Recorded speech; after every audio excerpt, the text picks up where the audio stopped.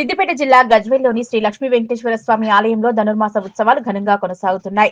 ఈ సందర్భంగా ఆలయ ప్రధాన అర్చకులు గౌరవ సలహాదారు శేషం శ్రీనివాసాచార్యులు, ఆలయ కమిటీ అధ్యక్షులు కైలాస లక్ష్మణులు మాట్లాడుతూ శ్రీ లక్ష్మీ వెంకటేశ్వర స్వామి అనుగ్రహంతో అందరూ బాగుండాలని కోరుకుంటూ ధనుర్మాసంలో దైవారాధన శ్రేష్టమని, ధనుర్మాసాన్ని పురస్కరించుకొని ఆలయంలో ప్రతిరోజు విశేష పూజలు నిర్వహించి భక్తులకు తీర్థ ప్రసాదాలు అందజేయడం జరుగుతుందని, అందులో భాగంగా ప్రతిరోజు స్వామివారి పల్లకి సేవ, ప్రత్యేక పూజలు నిర్వహించడం జరుగుతుందన్నారు. ఈ కార్యక్రమంలో ఆలయ కమిటీ సభ్యులు, భక్తులు పాల్గొన్నారు. శ్రీమతి రామానుజాయ నమః.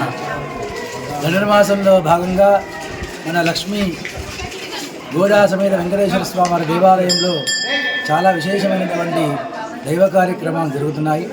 ఈరోజు దరిదాపుగా 100కు పైగా భక్త బృందంతో సుదర్శన హవన కార్యక్రమాలు జరుపుకోవడం జరిగింది. మాలే మణివన్న మార్గజ నీరాడువ నీలయ్యార్ చేయమని అన్నట్టుగా అమ్మవారి ఈరోజు విశేష పాశురం ద్వారా భగవంతుడి సంబంధించిన అనుగ్రహాన్ని మనకు అందించడం జరిగింది. దాన్ని ఉద్దేశించి సుదర్శన హవన కార్యక్రమాలు చాలా గొప్పగా నిర్వహణ చేయడం జరుగుతుంది. జయ శ్రీమన్నారాయణ. ఇక్కడ మండలము బింబము స్వాములందరూ ఎంజాయ్ చేసుకుంటున్నారు. చాలా వైభవంగా 18 కార్యక్రమాలు జరుగుతున్నాయి. మూర్తి లోపలికి వెళ్ళి సర్వాభీష్ట సిద్ధ్యర్థం అందరూ బాగుండాలి. ఈ ఒక్క సమాజంలో ప్రతి జీవి బాగుండాలి, జీవుడు బాగుండాలనే ఉద్దేశంతో ఈ కార్యక్రమం తలపెట్టడం జరిగింది.